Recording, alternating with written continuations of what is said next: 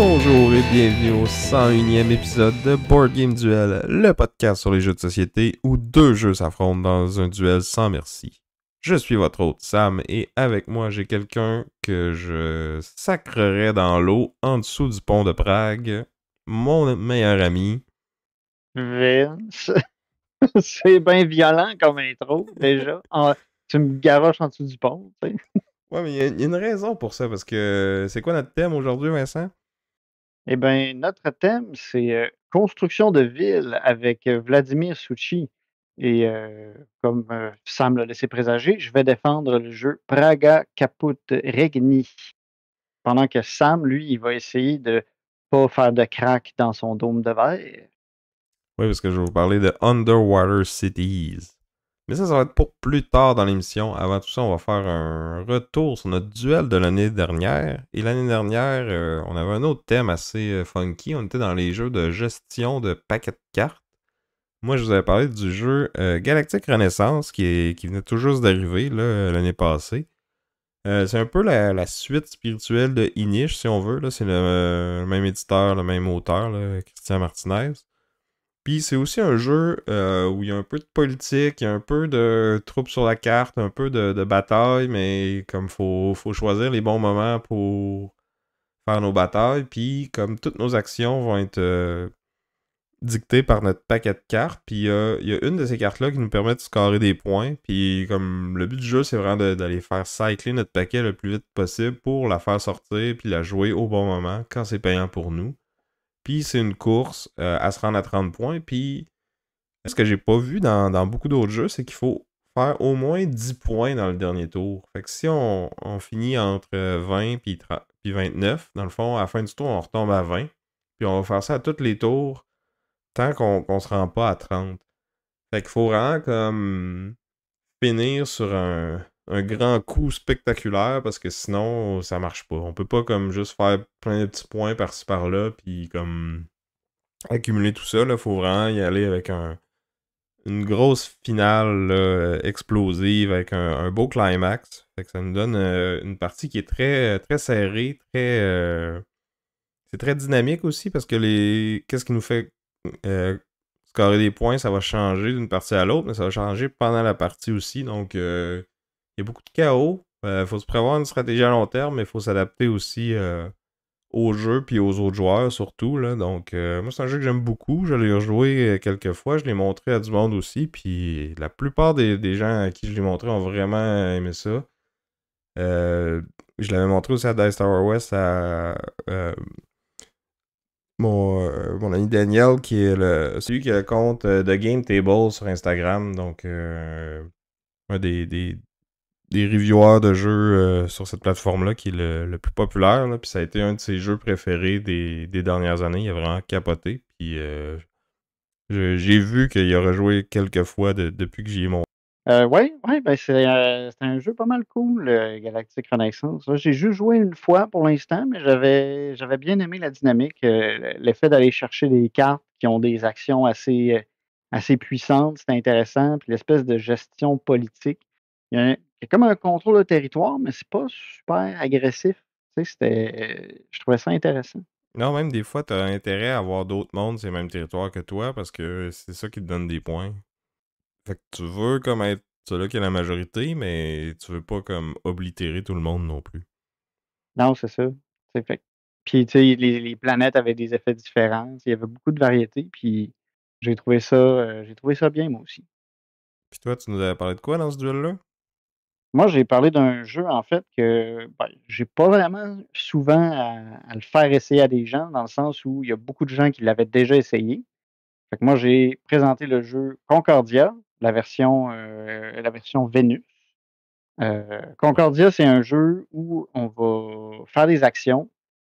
On va essayer de créer une espèce d'empire commercial en Europe, autour de la Méditerranée, selon selon la carte. Là. Il y a plein de cartes qui sont disponibles maintenant. Mais l'idée, ça va être de créer des comptoirs commerciaux, d'acheter, de vendre des ressources, de créer de promener nos bonhommes à travers la carte pour pouvoir étendre notre empire.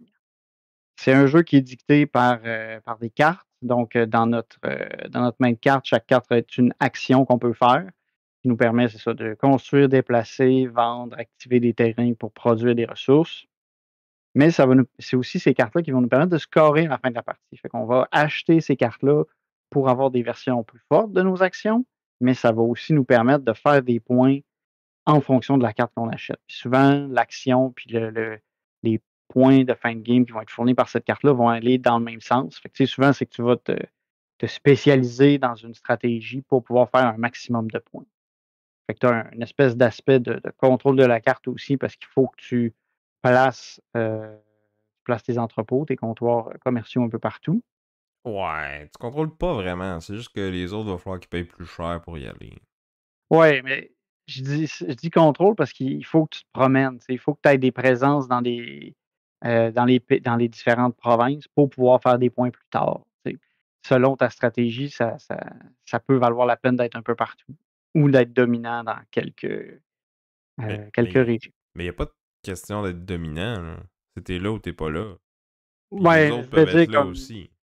C'est juste mais ce que que je veux dire par dominant, c'est d'en avoir plusieurs pour pouvoir produire plusieurs ressources, tu sais, dans la même province. Ouais, là, j'utilise beaucoup des termes, tu sais, de contrôle de territoire parce que mais moi, c'est pas ça c'est ça que ça pantoute, là. m'évoque, mais ça l'est pas, tu sais. Non, non, c'est vraiment un euro gestion de ressources, là. Puis, tu sais, tu dis qu'on a parlé de la version Vénus, mais on a joué au jeu de base, là. On n'a pas essayé le Vénus, ce qu'il ajoutait, c'était un mode pour jouer en équipe de deux. Ouais, Que j'ai toujours pas enf essayé d'ailleurs, mais je serais curieux de le faire parce que j'aime ça les jeux en équipe, puis c'est rare qu'on a ce genre de jeu-là en équipe. ouais, puis, comme tu dis, il va jouer en équipe, de 2. Fait que, tu sais, si tu es 4 ou 6, ben, tu vas avoir 2 ou 3 équipes de 2. Ça change les cartes que les gens vont avoir au début de la partie. Il y en a un des 2 qui va avoir une carte, particulière, puis l'autre va avoir l'autre. Fait que, tu sais, sont un petit peu différentes, là, mais c'est des actions qu'on a déjà dans le jeu de base, mais qui sont un petit peu modifiées. Fait que ça m'intrigue aussi, j'ai hâte de l'essayer. Je l'avais amené au défi Joudon, mais finalement, on n'a pas, au défi Joudon. Je l'avais amené à la journée, Board Game Duel, mais on n'a pas eu l'occasion de le sortir parce qu'on a joué à d'autres choses. Ouais, mais on peut en parler justement de la journée Board Game Duel qui était censée être à l'Odyssée, mais il a fallu qu'on change d'endroit à la dernière minute, là. Malheureusement, on a appris la veille de l'événement que la boutique fermait ses portes. Donc, on est vraiment désolé pour Stéphane, Richard et toute la gang de l'Odyssée, là. On est super content du partenariat qu'on a eu avec eux. Euh, je trouve que c'est dommage de voir que la boutique se ferme comme ça, mais bon, ça fait partie de la C'est pas game, comme le on dit. Ouais, puis c'est pas une décision non plus qui a dû être facile à prendre pour les gars. Tu sais, on comprend qu'à un moment donné, s'il faut que tu prennes cette décision-là, tu veux essayer de la prendre le plus tôt possible parce que ça implique aussi beaucoup de choses, tu sais, la liquidation, puis tu sais, c'est pas un truc que tu fais de gaieté de cœur, là. C'est un projet que les gars avaient à cœur, puis tu sais, c'est ça. Fait que, tu sais, oui, ça a été fait, dernière minute pour nous, mais pour eux, c'est pas il y a tout un autre processus qui a été entamé. Fait que, c'est ça, on leur souhaite bonne chance dans la suite de leur projet, puis, on va s'ennuyer de la boutique, là. Ouais, puis ben. C'est la Mais tout ça Puis, pour c'est dire ça. qu'on a eu notre journée Board Game Duel quand même. On a pu se réaliser au Café Dragon, qui est aussi à Belleuil. Un autre super boutique avec du personnel super accueillant. Ils ont été super gentils de nous prendre à la dernière minute comme ça. Puis toute la journée, ils ont été très cool avec nous. On avait un bel endroit pour gamer. On avait accès à tout plein de jeux, là. Ils ont plein de jeux. Je pense qu'ils organisent régulièrement des événements et des soirées là-bas. Fait qu'il y a tout plein de jeux qui sont ouverts et qui sont disponibles là, à qui veut les jouer, là. Dans le fond, c'est comme toutes les étagères du bas du magasin, là. C'est toutes une ludothèque là, pour les usagers qui viennent jouer. Fait qu'on en a profité un peu pendant la journée, mais on avait aussi des auditeurs qui ont amené tout plein de beaux jeux qu'ils voulaient nous faire essayer. Ça a vraiment été une Oui, super belle journée. On a commencé avec une petite game de Secret Sith, histoire de pouvoir faire une game avec tout le monde qui était là. C'est une belle activité brise-glace. Là. On va pas vraiment reparler du jeu. Là. Je pense qu'on a parlé quelques fois récemment. Là. Mais après ça, on ouais, s'est... juste pour préciser, Secret Sith, en fait, c'est une version Star Wars de Secret Hitler. Fait que, Hmm. tu sais, c'est juste qu'on change on change les noms des rôles puis tout ça pour que ça soit à la Star Wars. Fait comme ça, c'est un peu plus politically correct, on va dire, comme ambiance. Puis on a pu voir que quand Vince et moi, on est dans la même équipe, ça marche pas pantoute. On s'ostine, puis les deux, on pense que l'autre est un pas bon. Puis Non, on a moi je le perdu à cause savais de... que t'étais. Ouais, mais Moi c'est je le juste parce savais que tu que t'étais l'avais correct. vu. Mais Mais là, tu personne ne me me suis... croyait. C'est ça. Fait qu'on a perdu. Les Palpatine a réussi à prendre le pouvoir. Puis on s'est fait avoir. Mais ça a été une belle game, somme toute. Ouais. Mais on a joué à d'autres choses. Entre autres, moi j'ai joué à House of Fado, qui est paru cette année, designé par Vital Lacerda et Joao Quintela Martins, publié par Eagle Griffin Games. C'est un jeu que j'avais hâte d'essayer. Quand on avait parlé de notre top de SN l'année passée, si je me rappelle bien, je l'avais choisi dans mon pool, puis j'étais vraiment content de pouvoir l'essayer, puis ça a été une expérience très satisfaisante. Fait que House of Fado, c'est une version édulcorée, j'allais dire, du jeu de Gallerist, qui est aussi par Vital Lacerda. Mais là, on tombe dans un jeu qui est beaucoup plus court en termes de temps, puis qui le rend un peu plus accessible. Tu sais, c'est plus simplifié.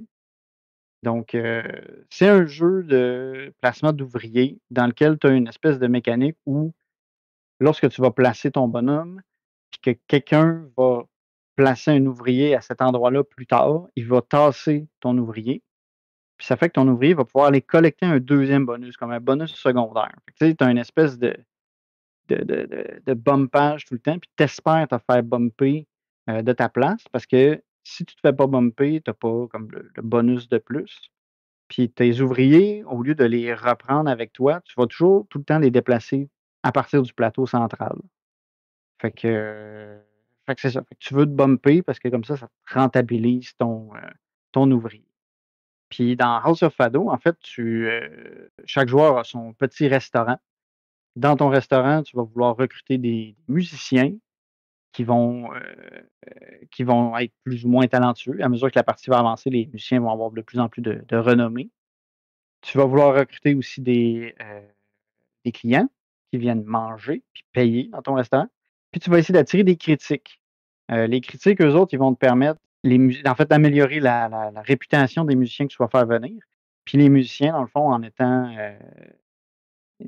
en les améliorant, tu vas déplacer des cubes sur ton plateau personnel, puis ça va te permettre d'augmenter tes revenus. C'est une des façons aussi d'aller chercher une étoile.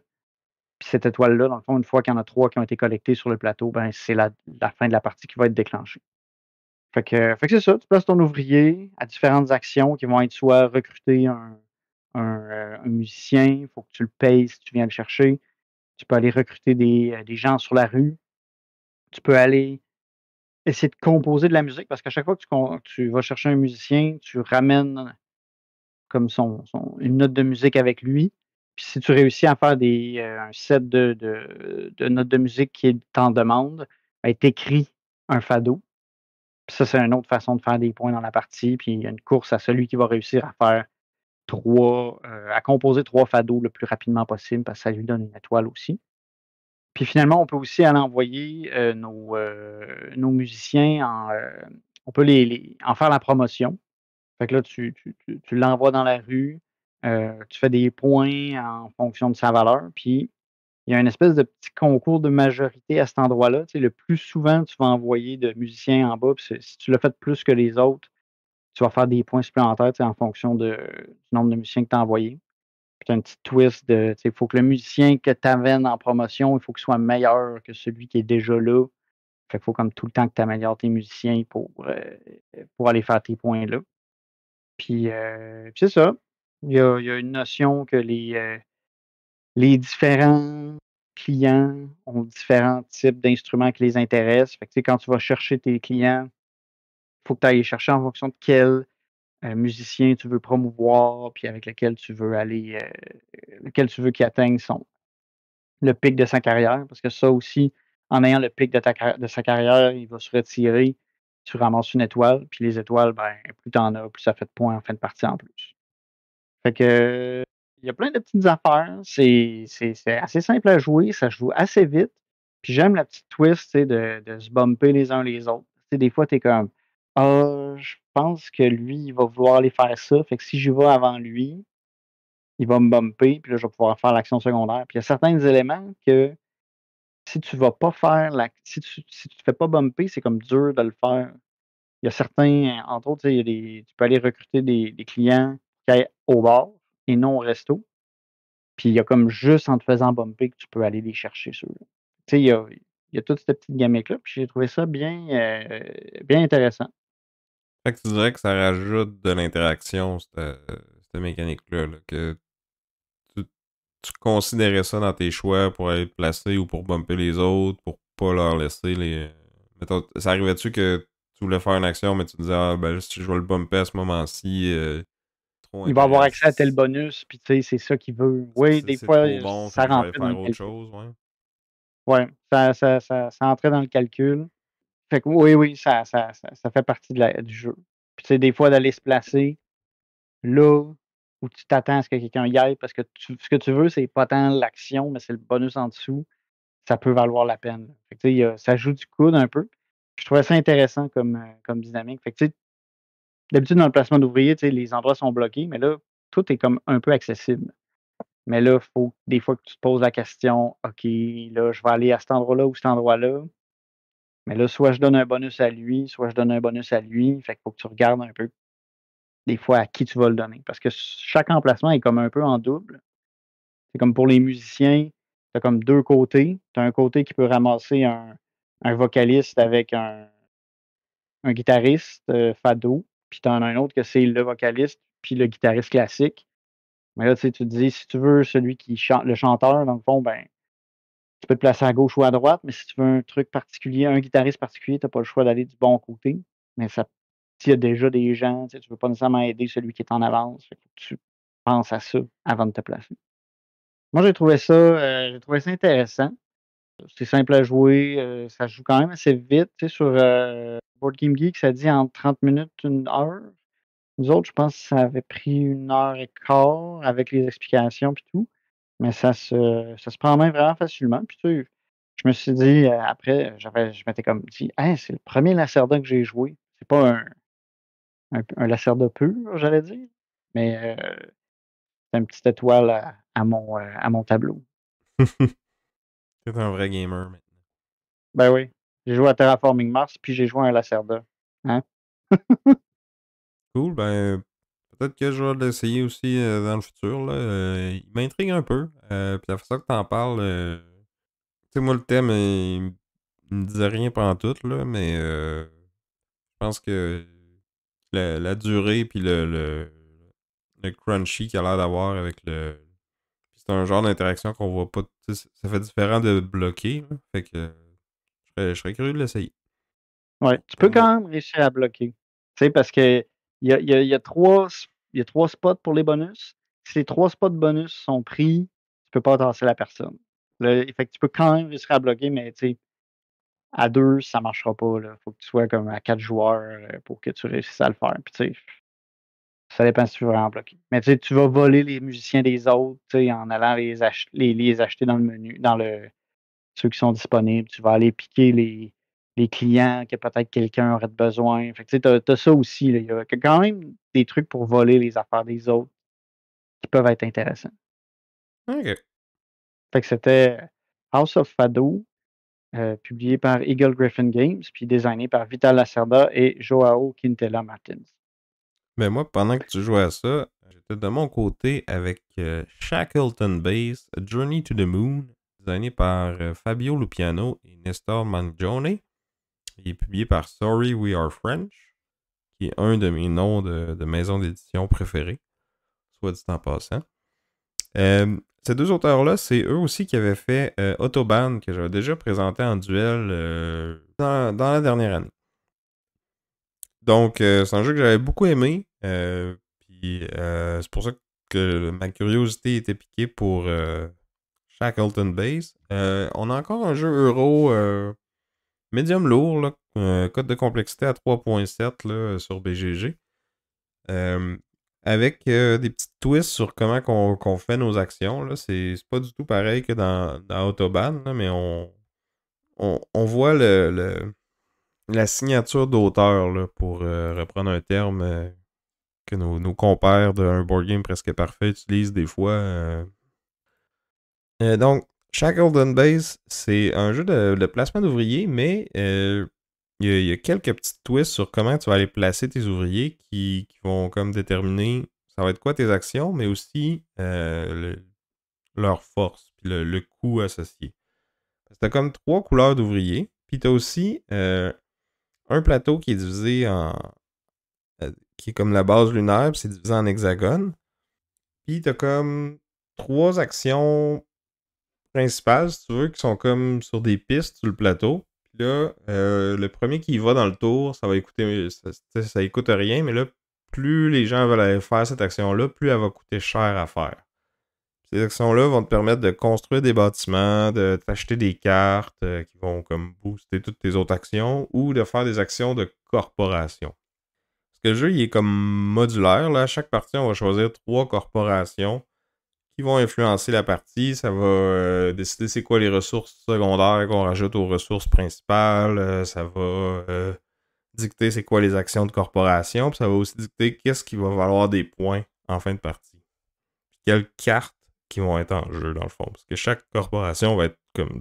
C'est un peu comme des modules que tu rajoutes à ton jeu, puis à toutes les parties, t'en as 3. Fait que dépendamment de quelle combinaison que t'as, peut-être que tu vas avoir une expérience un peu différente, là. Nous, je crois qu'on a joué avec celles recommandées pour une première partie, là. Je suis pas certain, c'est pas moi qui possède le jeu puis qui était responsable de faire le teach et tout, là. Donc, j'assume que c'était ça, mais je suis pas certain. Fait que c'est ça, on a comme nos 3 pistes qui vont devenir de plus en plus chères au fur et à mesure que le round avance, si on veut. Puis, une des actions qu'on peut faire avec ça, c'est de construire des bâtiments. Fait que là, on va prendre des bâtiments de notre plateau, puis on va aller les mettre, de notre plateau personnel, on va les mettre sur le plateau principal, dans un des hexagones. Là. Puis là, chaque hexagone a comme plusieurs emplacements, parce qu'on a comme des petits, des moyens, puis des gros bâtiments, puis des très gros qui prennent l'hexagone au complet, si tu veux. Fait que là, sur le plateau principal, il va comme avoir un genre de pseudo-jeu de majorité sur où est-ce qu'on va placer nos buildings, parce que une autre chose qu'on peut faire quand on place un ouvrier, c'est pas juste d'aller le placer sur une des pistes, mais c'est de le placer autour de notre base lunaire. Puis dans le fond, on va aller activer toutes les tuiles qui sont dans la ligne en face de notre ouvrier qu'on vient de placer. Mais là, dépendamment de quelle couleur qu'on place, on va soit aller chercher de l'argent, soit aller chercher des ressources primaires, ou soit aller chercher des ressources secondaires qui dépendent des modules qu'on a ajoutés à notre partie. Mais on va juste activer les tuiles sur lesquelles il y a déjà des bâtiments de placés. Si c'est nos bâtiments, ça coûte rien. Et si c'est les bâtiments des autres, puis que nous, on n'est pas là, on est quand même obligé de prendre le bonus de cette tuile-là, mais on doit aller payer comme quelques crédits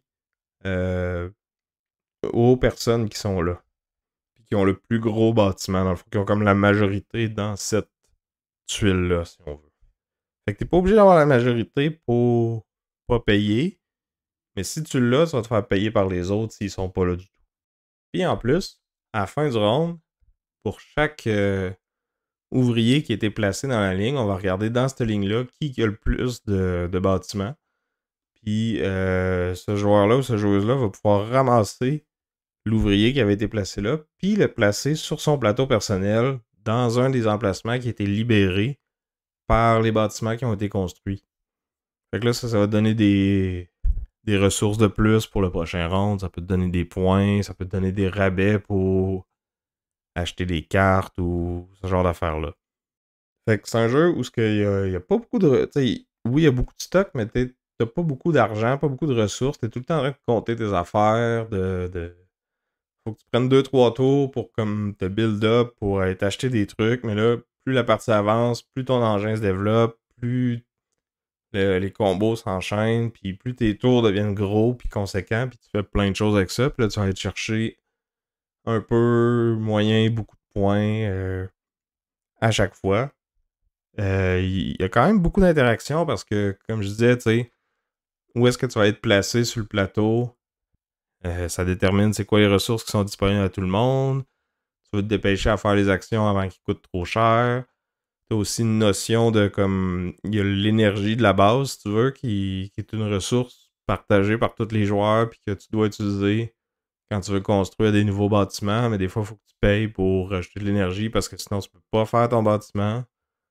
Les marchés de cartes vont aussi avoir des prérequis en énergie. Fait que des fois, tu dépenses des ressources pour remonter la réserve commune d'énergie. T'as une notion de réputation là, qui va te donner des bonus selon si t'es plus ou moins haut, mais au final, ça équivaut à te donner des points. Fait qu'il y a vraiment plein de choses à faire, plein de trucs à optimiser. Tu peux pas tout faire, faut que tu te spécialises, tu regardes qu'est-ce que les autres font, puis si quelqu'un fait de quoi de mieux que toi, ben avec une des corporations, t'es peut-être mieux d'aller dans une des autres, mais tu peux pas non plus juste en faire une puis ignorer complètement les autres. Il est un petit peu plus lourd, j'ai l'impression, que House of Fado. Il nous a pris plus longtemps là, à expliquer puis à jouer. Mais j'ai bien aimé mon expérience. Là. C'est plein de mécanismes qu'on a déjà vus dans d'autres jeux, mais qui sont bien amalgamés, bien remixés. T'sais, les notions d'ouvriers de différentes couleurs, c'est des choses qu'on a déjà vues, mais c'est pas. Comme moi, j'ai pas joué à beaucoup de jeux qui ont ça. Puis je trouve que Shackleton Base le fait bien. Puis en début de round, on va aller drafter, dans le fond, notre ordre du tour, mais aussi la couleur des workers qu'on va avoir pour ce tour-là. Puis différentes ressources. Puis, ça rajoute un petit peu de stratégie, un peu de planification, un peu d'interaction avec les autres joueurs. J'ai trouvé que c'était bien, là. Oui, ça avait l'air intriguant. Tu sais, l'aspect, comme contrôle de territoire, placement d'ouvriers, ben, ouais, contrôle de majorité plus que contrôle de territoire. Je trouvais ça intriguant. Puis en tout cas, j'aimais ça vous regarder. Ça m'a tenté. Mais en tout cas, ce jour-là, j'avais House of Fado dans mon planning qui pouvait pas être déplacé, là. J'avais vraiment le goût d'y jouer. Mais, je serais intéressé de l'essayer. Ça a l'air, c'est ça, comme tu dis, plus complexe, oui, mais ça a l'air, de quand même bien se placer. Ouais, je pense que Autobahn, c'est un bon comparable là, pour ce qui est de la complexité, la durée, puis le niveau d'interaction aussi. Ouais, parce que veux veux pas, tu sais, tu joues du coude un peu, tu te piles dessus. La compétition sur les pistes, pour essayer de pas trop payer cher pour faire ton action, Mhm. les bases que tu places, tu sais, puis tu peux te placer pour justement te dire: «Hey, c'est sûr que Sam, il va vouloir faire ça, fait que je vais mettre ma base de 3 ici». Fait qu'il aura pas le choix de venir de me payer pour le faire. Ben non, parce que même si tu mets à 3, moi je peux mettre une 2 ou une un dessus. Puis peut-être que j'aurai pas le meeple à la fin que j'ai placé, mais je vais quand même pouvoir activer sans payer. Ouais, ouais, ouais. Mais si, admettons, c'est ça, si tu bloques tout un terrain puis tu peux pas y aller jamais, là, tu es obligé de payer. Admettons, tu sais, Ouais. mettons l'emplacement est plein, mais toi, tu es pas là, tu vas payer celui qui a la plus grosse base. Ouais, sauf qu'un même joueur peut pas mettre un 3 et un 2 ou un 1. Ouais, ouais. Tu mets juste une base, hein. C'est ça. Puis t'as une base qui prend les 6 spots, mais comme t'en as rien qu'une, puis elle coûte très cher à produire. Puis j'ai pas dit non plus, mais tous les bâtiments que tu fais, dans le fond, t'as comme un. Oui, ça te débarre des bonus, mais ça te rajoute un coût de maintenance, si tu veux, que tu dois payer à chaque fin de round après que tu as ton income, dans le fond. Mmh. Mais là, si tu as des employés jaunes sur ton plateau personnel, ben, ça te donne des rabais pour cette maintenance-là. Les employés bleus vont te donner des points. Les employés rouges vont te permettre d'acheter des cartes pour moins cher. Fait que, il y a plein d'affaires. Là. ça s'amalgame bien. L'iconographie est claire. Un coup que t'as compris le jeu, on n'a pas eu beaucoup de questions pendant la partie. Oui, ça prend un certain temps à l'apprendre au début, là, mais après ça, on n'a pas eu le nez dans le leader egg toute la game. Là. Fait que c'était Shackleton Base, Journey to the Moon. Puis si on veut y donner une cote, là, comme on fait depuis quelques épisodes, là, donc on rappelle un chiffre de 1 à 5 pour la lourdeur des règles, la lettre de A à E pour la profondeur stratégique, si on veut. Je dirais que c'est un 3C, peut-être 3.5, 4, là. Puis CD, là. OK. Moi, pour House of Fado, j'aurais envie de dire 2C. Parce que c'est quand même, tu sais, les règles, ils se prennent bien en main, puis, mais il faut quand même que tu penses à tes affaires, puis que tu organises ton timing, puis que tu planifies un peu où est-ce que tu vas aller chercher tes étoiles puis tes points. Fait que ça, je dirais 2C. Mais parlant de 2C puis de règles simples, mais où il faut planifier nos affaires, récemment, on a aussi joué à Fromage ensemble. Oui. C'est un jeu qui a été designé par Matthew O'Malley et Ben Rossett et publié par Road to Infamy Games. Puis c'est un jeu où la thématique, c'est qu'on est des fabricants de fromage en France. Puis la production du jeu est vraiment une super belle qualité. Puis c'est très thématique. Dans le fond, ton board, c'est comme une espèce de grosse meule de fromage coupée en 4 quartiers. Puis là, dans chaque quartier, il va y avoir comme différents emplacements où on peut aller comme vendre nos fromages. Puis il va aussi avoir des ressources qu'on peut aller collecter. Fait que chaque quartier est associé à une ressource. Puis on peut toujours juste jouer dans le quartier qui nous fait face à la table. Puis là, à chaque ronde, on va faire tourner notre meule. Là. C'est un peu comme une Lazy Susan. Là. On peut la faire tourner. Fait que là, le quartier qui est devant nous va changer à chaque ronde. Ça va déterminer comme quelles ressources qu'on peut aller chercher ce ronde-là. Où est-ce qu'on peut aller placer nos fromages. Puis dans le fond, c'est comme un peu des jeux de majorité ou de set collection. Chaque quartier est un peu différent sur la façon qui va nous faire scorer des points. Mais il y a comme deux principes de base, si on veut, qui s'appliquent à tous les quartiers. C'est qu'on va avoir trois ouvriers puis qui correspondent aussi à 3 types de fromages qu'on peut faire. Là. Pâte molle, pâte dure ou des bleus. Puis il va comme avoir 3 niveaux de qualité, si on veut. Fait que pour faire un fromage, ben, en fait, c'est pas tant de la qualité, c'est du vieillissement. Fait que c'est thématique parce que si on veut faire un fromage qui est vieilli plus longtemps, ben notre employé va aller travailler plus longtemps dessus. Puis ça va prendre plus de tours avant qu'il nous revienne disponible. Ouais, c'est ça pas mal la grosse twist, à mon avis, c'est que tes ouvriers, ils vont revenir. Tu sais, tu en as juste 3, mais ils reviennent à un moment au moment où, la pointe de ton ouvrier, qui est un petit fromage, fait face à toi. Puis en fonction des actions, en fonction des endroits où tu vas le placer, ben, ton ouvrier va revenir dans 1, 2 ou 3 tours. Puis ça fait partie vraiment de la planification de ton tour. Est-ce que tu veux faire une action qui va te donner plus de revenus, plus de bénéfices ou plus de points, mais tu perds ton ouvrier plus longtemps? Ou tu fais des actions qui sont peut-être un petit peu moins puissantes ou qui rapportent un petit peu moins de points, mais tu reprends ton ouvrier beaucoup plus rapidement. Puis c'est un peu ça j'allais dire la grosse twist, du jeu, c'est de gérer comment tu vas placer tes ouvriers, puis à quel moment tu vas les rattraper. Tu vas les reprendre pour pouvoir faire d'autres actions. Ouais, c'est une gestion de timing, si on veut. Ouais.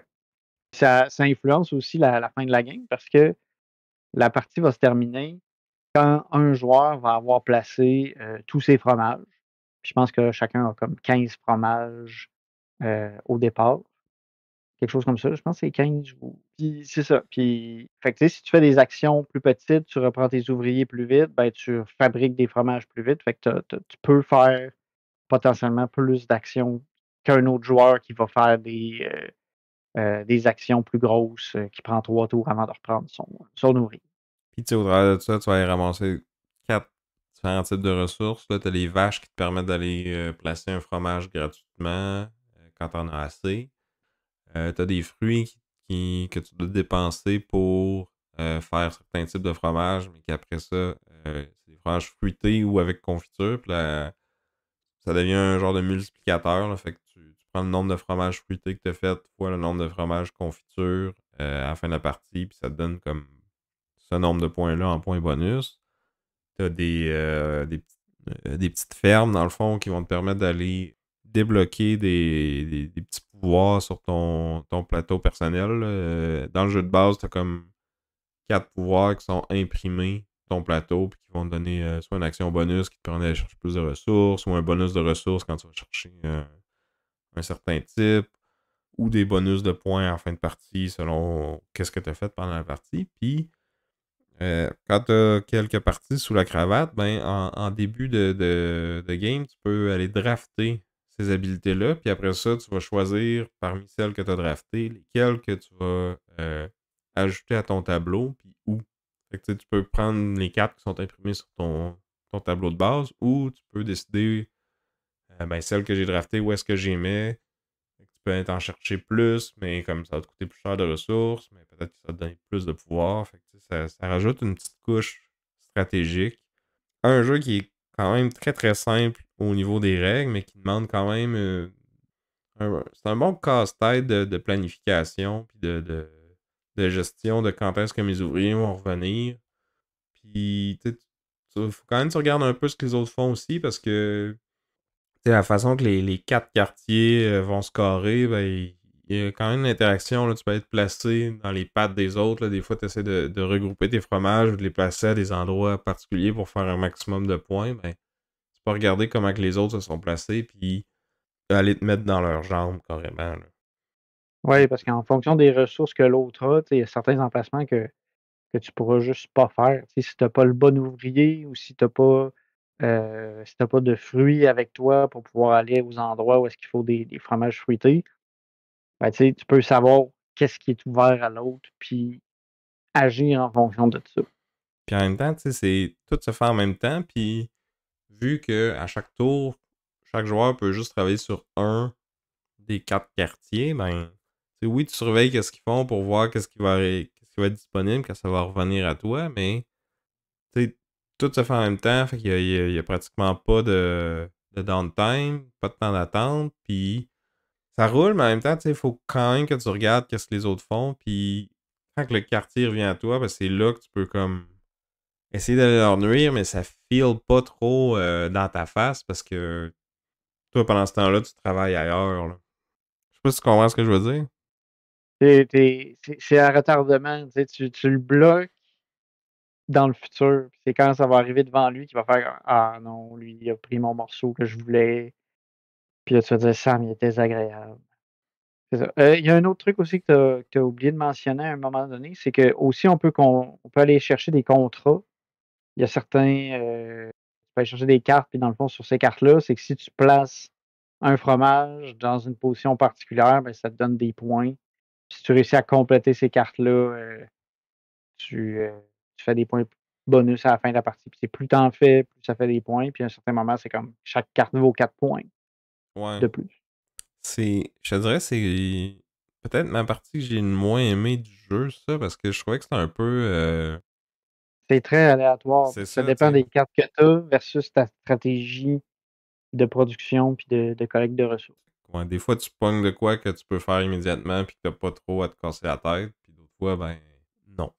Ouais, puis tu sais, c'est spécifique, là. C'est de dire OK, là, il faut que tu fasses un fromage bleu qui va prendre 3 tours à fermenter, à, à se faire. Fait que tu sais, Puis il vaut pas plus de points qu'un qui prend juste un tour. non.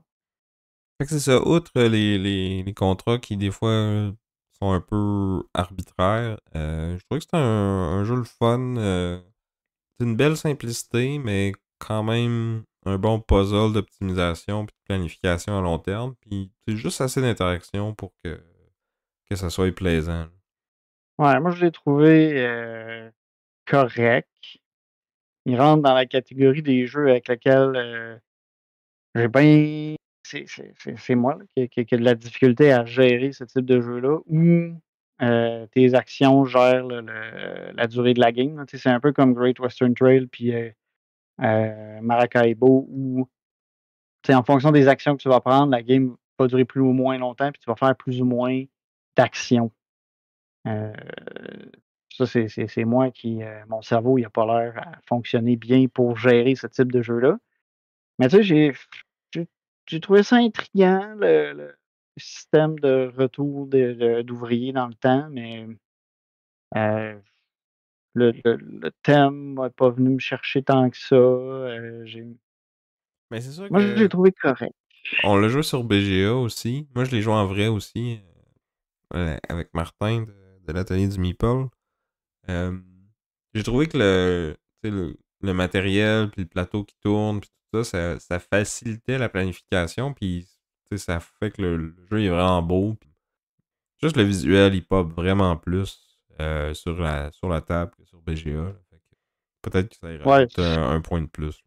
ouais, parce que j'avoue que le plateau qui tourne, c'est quand même bien pensé. Tu le regardes, tu regardes des photos, puis tu sais, il y a, il y a il attire l'œil, là. Tu sais, c'est pas tous les jours que tu vois un plateau de jeu comme ça qui bouge autant, puis tu sais, les petits fromages, tu sais, tout ça. Tu sais, l'aspect visuel, il est vraiment très soigné. Puis il est Mais c'est pratique ça, aussi, tu sais, quand tu fais un fromage, tu prends ton petit quartier de fromage, puis tu mets ton employé dessus. Puis tu sais, ton employé, c'est vraiment comme un bonhomme qui est sur un morceau de fromage, mais comme ton jeton de fromage, il fit super bien dans ton employé, tu le mets sur le plateau double couche, puis comme un coup qui te fait face, ben tu l'enlèves, puis le fromage, il reste là, fait que là, plus personne peut aller mettre de fromage là. Tu sais, c'est bien pensé, puis c'est bien exécuté. comme un comme un petit, comme une cloche à fromage que tu mets sur ton petit fromage en bois, là. Ben, c'est l'effet, là, tu sais, ça a pas l'air d'une cloche à fromage, mais tu sais, ça fit dessus, là. Ouais, exact. Fait que c'était Fromage, puis Fromaggio qui était sur les plateformes de sociofinancement là, il y a pas longtemps. Donc, il appelait ça un standalone expansion. Là. Fait que là, au lieu d'être en France, on va être en Italie. On va faire d'autres types de fromages, puis tu sais, ça va être possible de mix and match, dans le fond, les deux. Là. Fait qu'il va y avoir 4 nouveaux quartiers, pouvoir jouer séparément ou mélanger avec ceux de fromage et ceux de Fromaggio. Cool. Fait que là, on va arriver à notre plat de résistance, si on reste dans la thématique, nourriture. Notre duel, de designer Vladimir Suchy. Fait que je vais commencer, si ça te dérange pas trop, Sam. Vas-y, vas-y. On garde le Donc, meilleur, le dessert pour la fin. moi, tu sais que j'ai tendance à manger mon dessert avant mon repas. Tout simplement parce que si, admettons, je décède en cours de route, je vais être content d'avoir mangé mon dessert avant mon plat principal. Weird. Je fais juste ça dans mes lunchs, le midi, puis tout le monde dit que c'est weird. Moi, c'est pas grave, je vis bien avec mon étrangeté. Mais bon, on va arrêter de parler de trucs étranges, on va parler maintenant de trucs un peu plus, concrets. On va parler de la construction de la ville de Prague dans le jeu Praga Caput Regni, publié en 2020 par Delicious Games. Donc, dans Praga Caput Regni, notre, tâche, en fait, c'est de faire plaisir au roi en planifiant la construction de la ville de Prague. Puis en fait, le roi, il demande à construire plein d'affaires. Il demande à construire, un pont, une cathédrale, une muraille, puis à construire aussi la ville. Pourquoi pas, hein? On va tout faire. Mais il doit Puis pas avoir pour, grand monde qui est bon à ce jeu-là, là, parce que la cathédrale à Prague est encore en construction de nos jours. ouais, ben, c'est ça, là, je pense que de devenir bon à ce jeu-là, c'est peut-être une façon de recruter des bons architectes parce qu'il y a quand même beaucoup d'éléments à prendre en compte dans tout ça. Donc c'est ça. Puis là, chaque action qu'on va faire, dans le fond, va nous permettre d'aller collecter des points. C'est un peu salade de points. Il y a plein de façons d'aller faire des points partout, mais c'est principalement un jeu de sélection d'actions. Quand c'est notre tour, il y a une roulette d'action qui va tourner. Sur cette roulette-là, il y a des tuiles. Sur chaque tuile, il va y avoir 2 actions possibles. On va, au début de notre tour, choisir une de ces tuiles-là, puis en fonction de sa position, elle peut nous coûter plus cher, parce que si on veut faire des actions qui ont été jouées il y a pas si long il y a pas si longtemps, ça va coûter cher de les refaire, mais on peut attendre un peu, puis là, ces actions-là vont soit rien coûter, soit même nous rapporter des points quand on va les sélectionner. Fait qu'on sélectionne, cette tuile d'action-là. Cette tuile-là nous permet tout de suite aussi de gagner un bonus. Bonus qu'on peut prendre tout de suite, qu'on peut prendre un peu plus tard, qu'on peut prendre, n'importe quand. Puis après ça, sur notre tuile, on a, c'est ça, 2 actions, puis on choisit laquelle on va faire. Donc, pour pouvoir, construire les différents éléments, sur le plateau, on va avoir, une sélection de, 6 actions possibles. On va avoir une action qui est d'acheter un bâtiment. Acheter un bâtiment, c'est qu'on va avoir un petit marché de 4 tuiles qui vont être disponibles. Par défaut, on a juste accès à 3 tuiles, puis on a une tuile spéciale.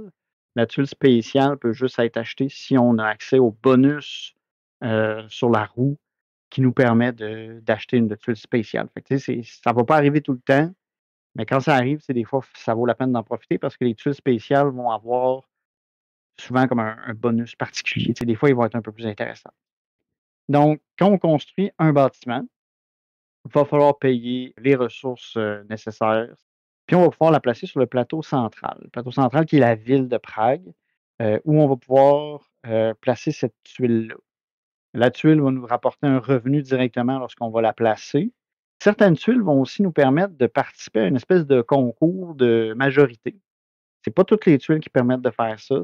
C'est que si on réussit à entourer une place, parce que dans la ville, il y a déjà des endroits qui sont planifiés comme étant des places. Si, une place est complètement entourée, la personne qui va avoir, le plus de cubes autour de cette place-là va faire les bonus de la place. Fait que tu sais, tu as une espèce de gestion de contrôle de territoire encore, mais dans la ville pour pouvoir accéder à des bonus supplémentaires. Ouais, puis dans le fond, chaque Hem, place, il y a comme 2 bonus dessus. Fait que si c'est toi qui as le plus de cubes, tu fais les 2. Si t'en as, mais que c'est pas toi qui as le plus, ben tu fais un des deux. Fait que tu perds pas tout, mais c'est quand même vraiment plus intéressant de gagner cette majorité-là. ouais, mais pour ça, il faut que tu places une tuile qui te permet de placer un cube, puis c'est pas toutes les tuiles. Puis c'est ça. Les tuiles qui te permettent de placer un cube, c'est aussi les tuiles qui te permettent de participer à la construction soit de la muraille ou soit de la pyramide, de la cathédrale. Heu, Puis ces 2 systèmes-là, c'est un peu le même système, mais qui vont donner des bonus un peu différents. Fait qu'on a une espèce de on a 2 plateaux où on va avoir un cube qui se déplace sur, ce plateau-là. Ce plateau-là est en étage aussi, là. Si on a la version physique, tu peux carrément fabriquer un petit escalier qui correspond à la cathédrale, puis un petit escalier qui correspond à la muraille, là. Tu sais, C'est des genres de c'est tracks en complètement inutile. 3D dans le fond. C'est ça. Dans le manuel, il précise que tu es pas obligé de construire le truc, mais c'est quand même cool qu'il soit construit. Ça look, Puis tu vas ça te look. déplacer. Ouais.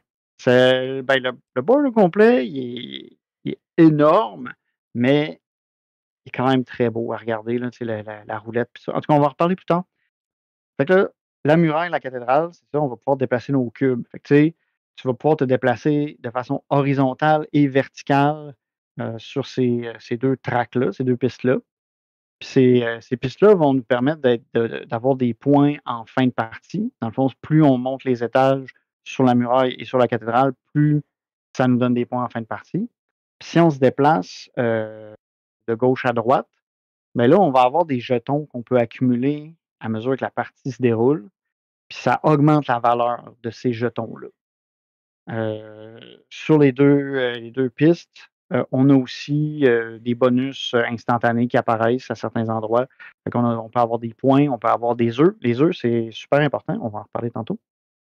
Puis on a aussi des bonus de déplacement gratuits. Tu sais, il y a des petites flèches qui fait que si tu arrives sur la petite flèche, ben, tu te déplaces de 1 dans la direction de la flèche de plus. Fait que, tu sais, tu peux avoir des déplacements plus rapides si tu utilises ça. Fait que, tu sais, ça a l'air un peu abstrait comme ça, mais concrètement, c'est que t'as comme 2 façons de multiplier tes points, si tu veux, mais ça rajoute un aspect de timing, dans le fond, à quand est-ce que tu vas monter là-dessus. Parce qu'au final, tu veux être le plus haut puis le plus à droite ou le plus à gauche possible pour faire un maximum de points, mais l'ordre dans lequel tu vas monter va être important. Exact. Puis, pour pouvoir se déplacer, comme j'ai dit, il y a certains bâtiments qui nous permettent d'avoir un déplacement, mais il y a aussi l'utilisation de fenêtres. Les fenêtres, c'est une ressource que tu vas gagner soit via la roue d'action ou quand tu vas améliorer certaines de tes actions, tu as moyen d'en acheter ou sinon quand tu vas traverser la la route du roi, tu vas pouvoir en récolter aussi. Puis ces fenêtres-là, leur utilité, c'est entre autres de pouvoir se déplacer sur, les pistes des murailles et de la cathédrale. Mais si tu réussis à avoir des fenêtres en or, tu peux avoir des actions bonus, puis dans le fond, rejouer une autre action dans ton tour, puis ça, c'est super fort. C'est énorme parce que au final, tu sais, dans une partie, t'as 16 tours. Fait que d'aller t'en chercher 2, 1, 2, 3, 4 de plus chez les fenêtres d'or, ben, dans un jeu d'efficacité et d'action comme ça, c'est énorme. C'est très payant. Fait que ça, c'est l'aspect, construction de la ville quand on fait l'action, construire un bâtiment. On peut ensuite dire, on va construire, une muraille, mais autour de notre plateau d'action. Parce qu'on a la muraille autour de la ville de Prague, mais on a aussi la muraille autour de notre plateau d'action. Ce que ça fait, le plateau d'action, en fait, tout le monde a ça, c'est, une espèce de petit plateau sur lequel il y a, 7 hexagones qui représentent chacune des actions. Puis c'est là aussi que tu vas mettre, heu, les tuiles qui correspondent aux actions améliorées. Dans le fond, c'est un peu pour te rappeler que c'est quoi les bonus que toi tu as. Mais autour de ce plateau d'action-là, tu peux mettre des tuiles de muraille. Ces tuiles de muraille-là vont te donner des bonus instantanés quand tu vas les acheter. Souvent, ces tuiles-là vont coûter de la pierre et de l'or pour construire. Puis, en plus du bonus instantané qu'il va y avoir, souvent ces tuiles-là vont avoir sur certains des côtés, il va y avoir des bonus, d'adjacence.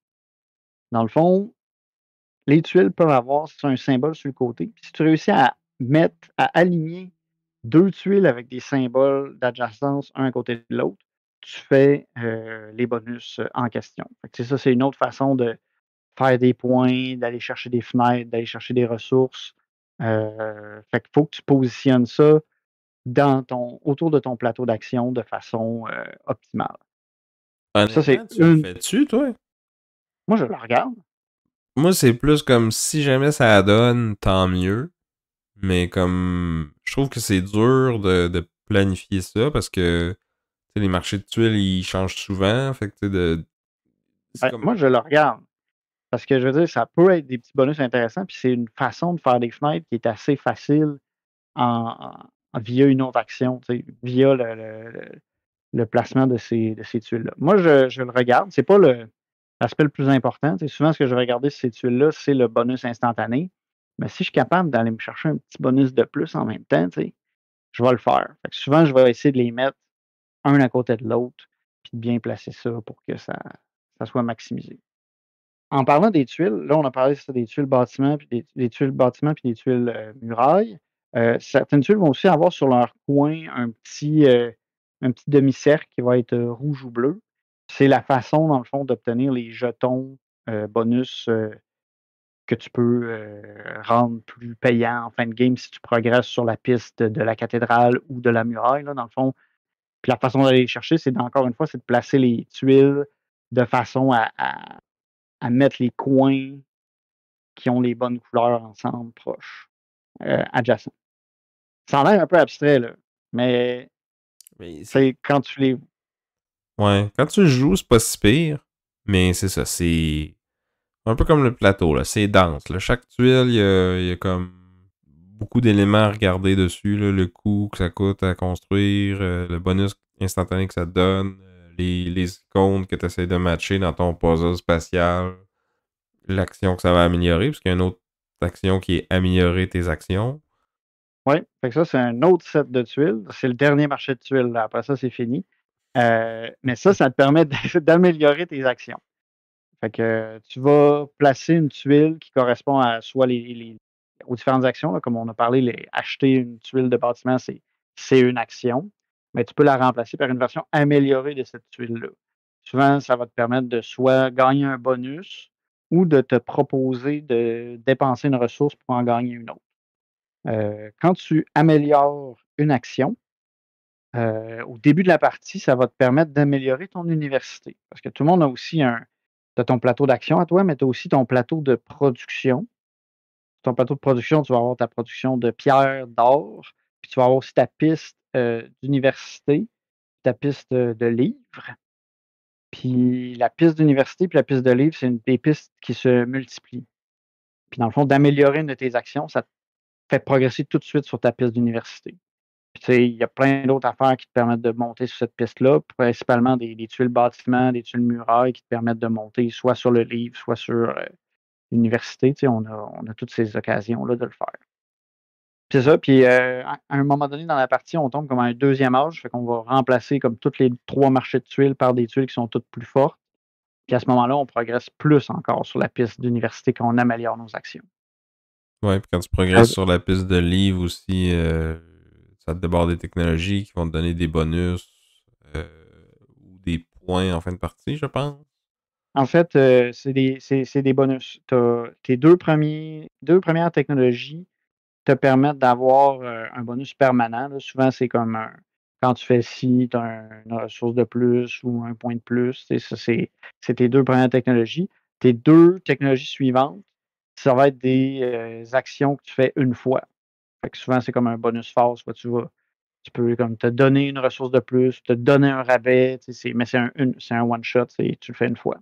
Fait que c'est ça c'est puis quand tu améliores une action, tu pourrais la réaméliorer plus tard. Dans le fond, tu peux remplacer ta tuile améliorée pour une autre tuile améliorée plus tard dans la partie. Il y a pas de restriction à ça, là, tu sais, c'est pas un choix permanent. Si tu as amélioré ta tuile d'amélioration, admettons, ben, tu pourrais changer l'amélioration que tu plus tard. Ouais, j'ai l'impression que c'était vraiment mal pris. Ouais, ou si le bonus devient vraiment intéressant au deuxième âge, là, mais tu peux le faire. 2 actions qui vont se ressembler beaucoup, c'est les actions pour, les mines. Donc on a notre mine de pierre puis notre mine d'or, qui sont 2 ressources qui vont être utilisées pour acheter, des tuiles.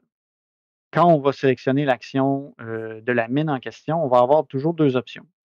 La première, c'est de produire ce que notre mine est capable de produire. Fait qu'on a une petite piste sur notre plateau, personnel. Puis selon où on est sur la piste, on fait tous les bonus qui sont à gauche. Fait que de base, ça va être, une quantité d'or ou de pierre, où est-ce qu'on est rendu. Puis à mesure qu'on va faire l'autre action, qui est l'action d'améliorer nos mines, ben, on va débloquer des bonus supplémentaires. Fait qu'à un moment donné, ce qui va se passer, c'est que quand tu améliores oui, quand tu améliores aussi, tu fais une fois la ressource. Fait que tu sais, tu fais pas juste améliorer, tu gagnes un petit peu heu, un petit revenu. Mais tu sais, à mesure que tu déplaces ton cube, tu libères de plus en plus de bonus. Fait que, tu sais, à un moment donné, ça va faire que quand tu vas produire de l'or, tu vas produire aussi des points. Puis à un moment donné, quand tu progresses assez sur tes pistes, tu vas pouvoir aller chercher une tuile bonus de ton choix qui améliore ton revenu. Puis ça, cette tuile-là, il y a une petite course là-dessus parce qu'il y a un nombre de ces tuiles-là qui est limité. Fait que, tu sais, tu en as une qui te donne 2 points, tu en as une qui donne un point plus une pierre ou un point plus une pièce. Mais tu sais, à un moment donné, il y en a qui sont un peu moins intéressantes. Fait que, tu sais, d'améliorer tes mines vite, ça te permet d'aller chercher le bonus qui t'intéresse le plus vite possible. Ouais, peut-être quand tu joues à 4, nous on a surtout joué à 2. Tu sais, je trouvais pas que c'était un enjeu tant que ça, là, même si tu prenais le. Il y a toujours de quoi de bon pareil. C'est ça, tu sais, il y a comme, une tuile qui donne 2 points, tu en as 2 qui donnent un point puis une ressource. Fait que, tu sais, à 2 on s'en sortait bien, là, tu sais, c'était pas, comme tu dis, c'était pas pressant parce que tu dis: «Au pire, je vais prendre celle qui fait un point puis une pièce», là, tu sais, puis ça reste une des meilleures parce que techniquement, on va juste aller en chercher 2 maximum chacun, une pour chaque mine. Un truc particulier, tu pourras jamais avoir plus que 9 d'une ressource. Tout ce qui est, surplus après ça va être, perdu. Fait que, tu sais, à un moment donné, ça Faut que à un tu moment donné, dépenses tes ressources. c'est ça. Faut que tu les dépenses, puis à un moment donné, tu sais, si tu dépenses pas assez pour ce que tu sais, ça ne vaut pas la peine d'améliorer plus ta mine si, admettons, tu viens pas à bout de la dépenser, ta pierre ou ton or. Non, mais de toute façon, tu sais, t'es tellement tête dans tes actions que tu sais, c'est pas tant. Ce serait même pas tant payant de faire plusieurs actions de production en ligne. Non, c'est ça, parce que comme on disait, si on compte pas les actions bonus potentielles que tu peux avoir, tu vas faire 16 actions. Fait que faut que ce soit 16 actions payantes pour que ça vaille la peine. Là, maintenant, il me reste une dernière action qui est, l'action, de la route du roi. Puis dans le fond, on va avoir un petit bonhomme, un petit pèlerin qui va marcher, qui va progresser sur heu, la route du roi. Et à chaque fois qu'on va sélectionner cette action-là, on l'avance sur la piste. Puis en l'avançant, on va pouvoir accéder à des bonus. On va avoir une ressource, souvent, on va avoir une ressource gratuite qui va nous être donnée, puis on peut avoir un bonus supplémentaire si on peut payer un œuf. Parce qu'à Prague, ça a l'air que c'est vraiment important les œufs, parce que entre autres, ça aurait été un élément important du mortier qui a été utilisé pour faire le pont. Fait que, ils ont imbriqué ça aussi dans le jeu, même si ça fait un peu bizarre, là. Tu te dis: «Voyons donc, c'est quoi le lien avec l'œuf?» Tu sais? Mais c'est ça, il y a vraiment une raison historique à pourquoi les œufs sont des ressources super importantes et payantes dans le jeu. Heu, c'est drôle parce qu'aussi dans le manuel des règles, ils disent qu'il y a un paysan qui avait pas compris pourquoi, puis à un moment donné, il était arrivé avec des œufs cuiseurs, pour les donner au roi, puis ça c'était pas ça, C'était moins utile hein, dans le béton. Ça. c'est ça. Fait que c'est ça, puis tu sais, quand on progresse sur la piste du roi, la piste de la route du roi, on finit par arriver au bout. Là, au bout, on arrive au pont. Au pont, la première fois qu'on est comme sur le bord du pont, ben, on peut mettre une tuile sur le pont. Cette tuile-là, on cache des bonus. Ça nous donne les ressources qu'on cache, plus les ressources qu'il y a sur la tuile. On peut avancer une autre fois, puis là, on va mettre une tuile dorée qui va nous donner des points en fin de partie. Puis, finalement, on peut aller sur le pont pour, avoir encore des bonus, puis des points. Ouais, j'ai oublié un dernier truc. Quand on progresse sur notre quand on améliore nos mines, on peut aussi débloquer si on se rend assez loin, on peut débloquer des points de fin de partie. Il y a comme il y a des sauts qui sont disponibles. Il y a 5 sauts qui sont disponibles, qui vont soit nous permettre d'avoir des points bonus directs à la fin de la partie, ou si on peut payer des fenêtres, on peut aller chercher des sauts, qui nous permettent de vendre nos ressources en points, de convertir nos ressources en points à la fin de la partie. Fait que tu as beaucoup de stock, tu as beaucoup de choses à gérer. Je vais vous avouer que la première fois que j'y joué, j'ai fait: «Oh my god, il y a beaucoup trop d'affaires». Là, par contre, je dois aussi vous avouer que j'ai fait l'erreur de me dire: «Ah, on joue sur Yucatan, j'ai pas trop besoin de checker les règles, on va y aller de même». Puis je comprenais plus ou moins ce que je faisais. C'est pas Faites pas ça, OK?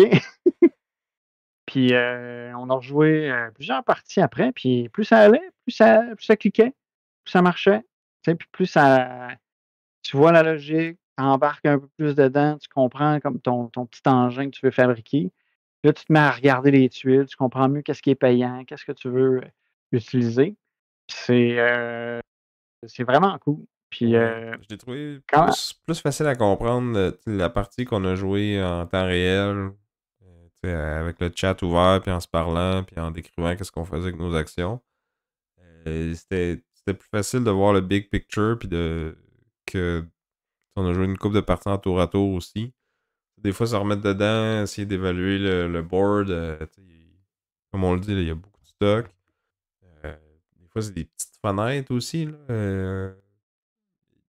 ouais, ouais, C'est pas l'interface de la meilleure interface de Yukata. Là. Tu sais, j'ai joué à plusieurs jeux sur cette plateforme-là. Là.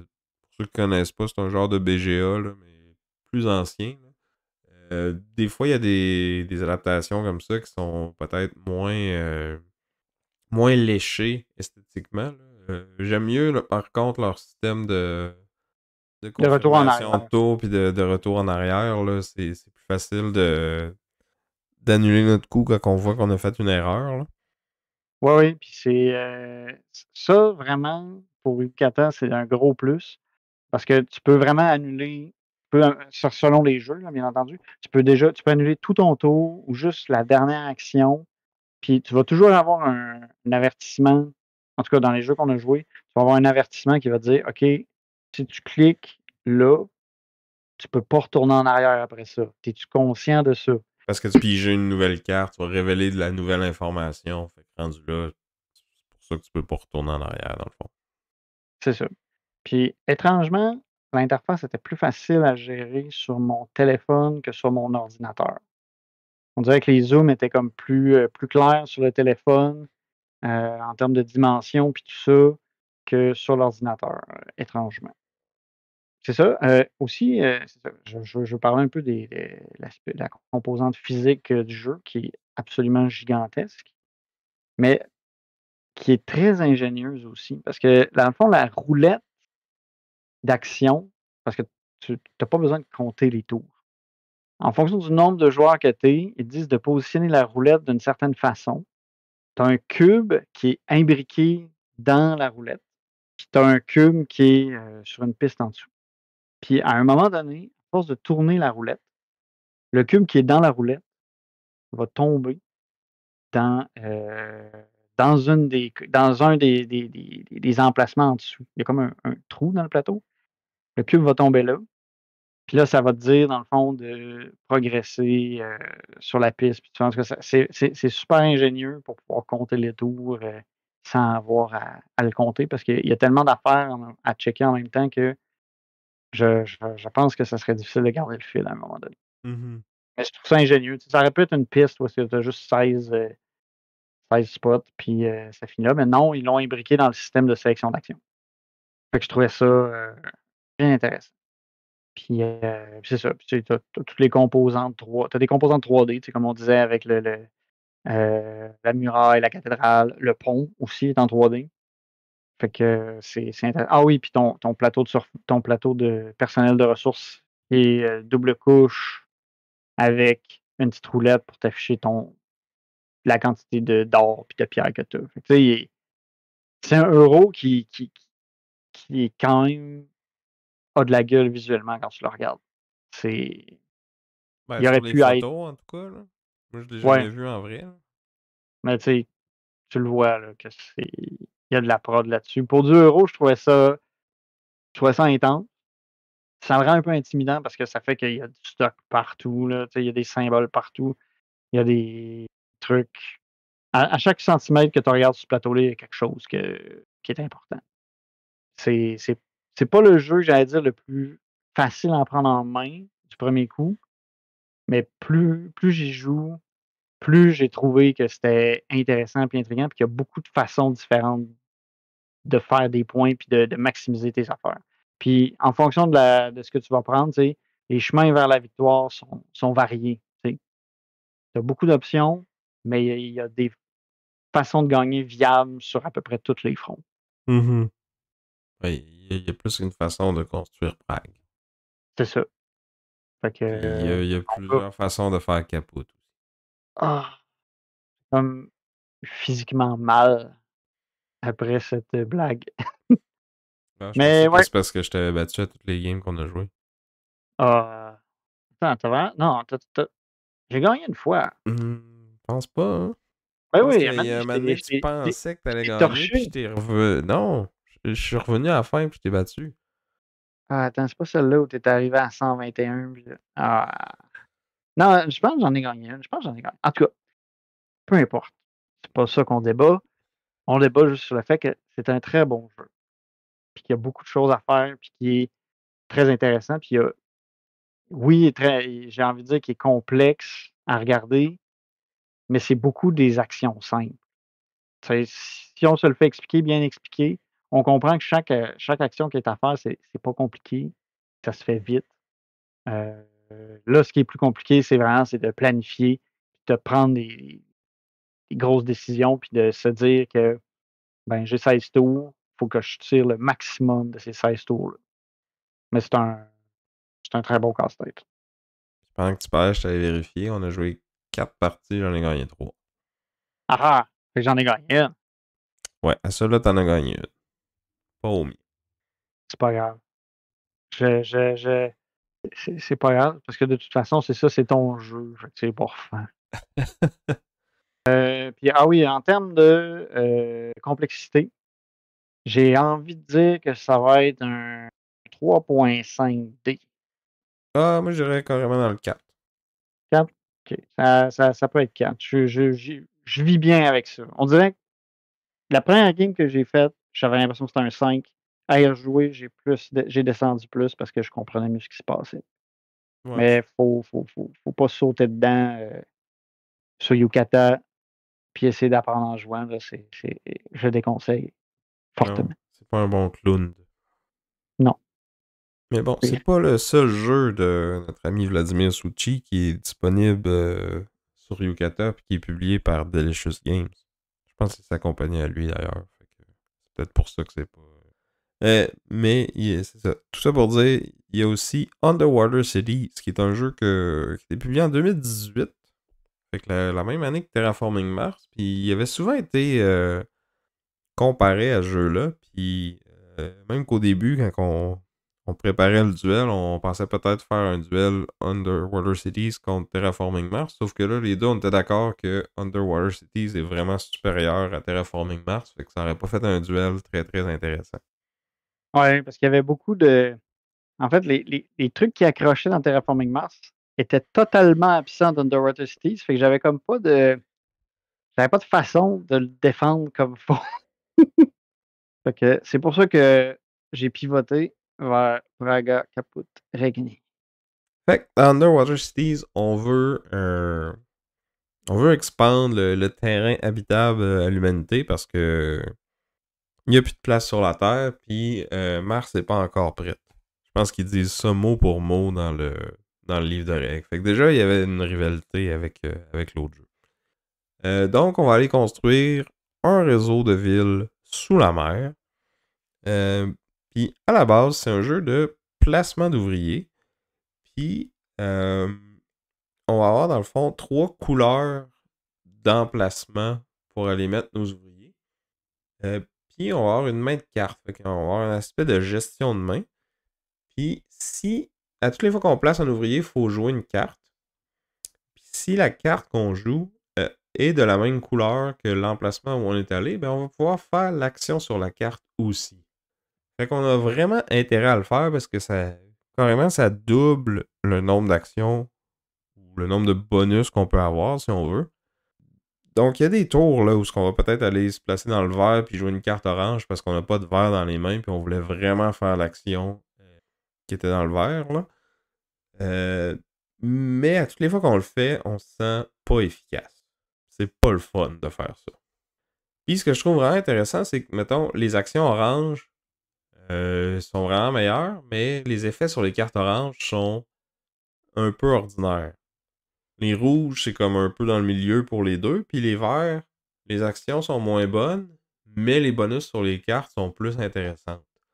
Fait que t'es un peu tiraillé de tous les bords. Puis, tu sais, au final, ça reste que c'est bien balancé. Puis il faut juste que tu t'adaptes aux adversaires puis à la situation pour maximiser ce que tu vas faire.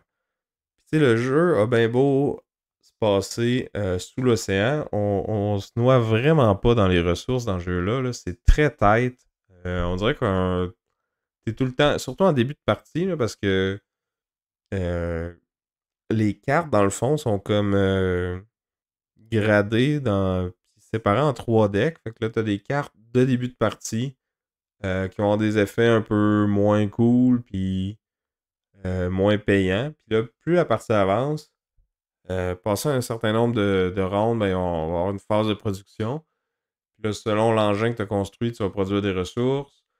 Après ça, on va piger les nouvelles cartes qui vont venir du deck de la R2 puis qui vont être meilleures. Puis là, pour les dernières rondes, ben, on va avoir vraiment accès aux meilleures cartes. Fait que là, en plus qu'on s'est bâti un engin, qu'on produit de plus en plus de ressources, qu'on a de plus en plus d'actions bonus, puis on a des meilleures cartes qui se rajoutent à notre main. Fait qu'on a vraiment T'as comme pas le choix de progresser dans ce jeu-là. Là. Plus ça avance, plus tu deviens bon, que tu sois bon au jeu ou pas.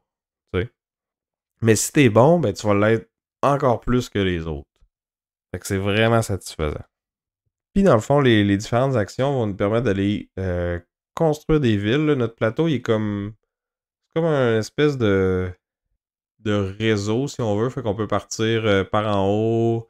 ses côtés en diagonale. On a des emplacements pour aller mettre les villes, là, qui physiquement, c'est carrément des dômes en plastique. Là, fait que ça fait vraiment comme bulle pour une ville sous-marine.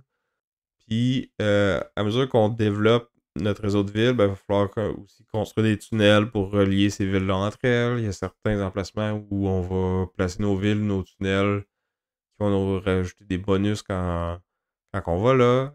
En début de partie, on va avoir un plateau personnel aléatoire qui va nous donner certains bonus si on réussit à relier nos villes à certains points précis sur ce plateau-là. Là. Fait que t'as toujours comme un emplacement qui est comme ta condition de scoring en fin de partie. Si ton réseau est relié à cette ville-là, tu vas pouvoir scorer les points. Puis là, ça va dépendre du nombre de tunnels ou de villes ou de X affaires que tu as faites pendant ta partie. Tu as d'autres endroits que quand tu vas te relier là, ça va te donner un bonus instantané ou un bonus de production à chaque tour. Ben, pas à chaque tour, en fait, à chaque fin d'air, dans le fond, tu as comme une phase de production où tu vas produire toutes les ressources selon les bâtiments que tu as placés autour de tes villes. Il y a comme 3 types de bâtiments, puis ils vont tous produire des ressources différentes. Puis qu'est-ce que je trouve intéressant, c'est que tu as une des actions qui te permet de comme dépenser de la science qui est une des ressources que tu peux faire dans le jeu. Et il y a pas beaucoup de ressources là, dans le jeu-là. Tu as comme la science, le métal, puis la bouffe, puis l'argent. Puis tu as la matière biologique, le biomatter, qui est comme une ressource joker que tu peux remplacer certaines ressources par celle-là. Puis pour certaines actions, ça n'en prend. Ouais, comme si tu veux faire des villes. Je me rappelle plus c'est quoi le terme thématique, là, mais comme des villes meilleures. Parce que le dôme il est mauve au lieu d'être blanc. Ça coûte plus cher, mais ils vont te donner des points plus tard en fin de partie. À chaque production, en fait. Ouais. Fait que c'est ça, t'as comme 3 types de bâtiments que tu peux mettre autour de ta ville, puis quand tu dépenses de la science, tu peux aller les améliorer. Fait que là, quand ils sont améliorés, ils produisent plus de ressources.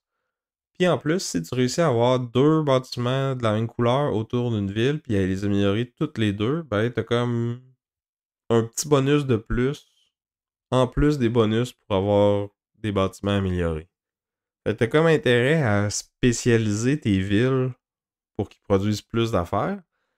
Mais en même temps, chaque ville va aussi rapporter des points selon le nombre de bâtiments de types différents qui l'entourent. Fait que oui, tu veux les spécialiser pour faire plus de ressources, mais si tu diversifies, tu fais plus de points.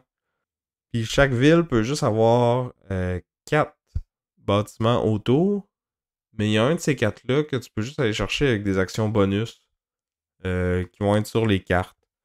Donc, la façon que tu gères tes bâtiments de production de ressources est vraiment importante puis intéressante parce que t'es comme tiraillé entre je veux plus de ressources, mais je veux aussi plus de points.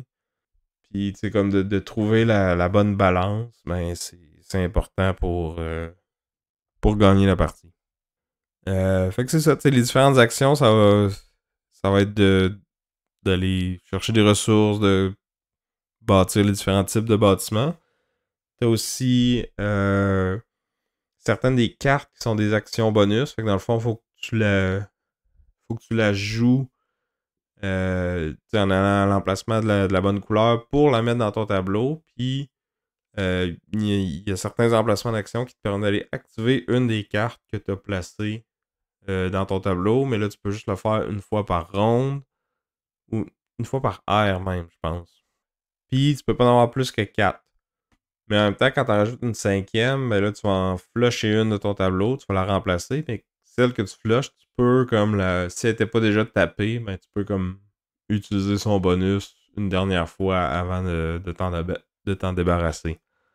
Fait que tu gères ton tableau aussi, tu as des cartes que quand tu les joues, ils vont te donner des bonus de production à toutes les fois que tu produis ou à toutes les fois que tu fais une certaine action. T'en as qu'il y a une action qui te permet d'aller acheter des cartes, en fait, drafter des cartes qu'il va falloir que tu payes au moment que tu les joues, mais qui vont te rapporter des points en fin de partie. Fait qu'un peu comme dans Praga avant, dans Underwater Cities, tu vas acheter des cartes qui vont te dire, ben, tu sais, normalement, à la fin de la partie, tu convertis toutes tes ressources en points, ben, si tu vas chercher les bonnes cartes, ben, tu vas peut-être avoir un meilleur taux de change. Ça, c'est une action, je pense, que les deux, on avait sous-estimé dans nos premières parties. Mais, tu sais, en même temps, c'est que ça coûte cher, puis des fois, de vouloir les faire tôt, ben, c'est pas vraiment exactement ça va être quoi qui va être le plus payant pour toi.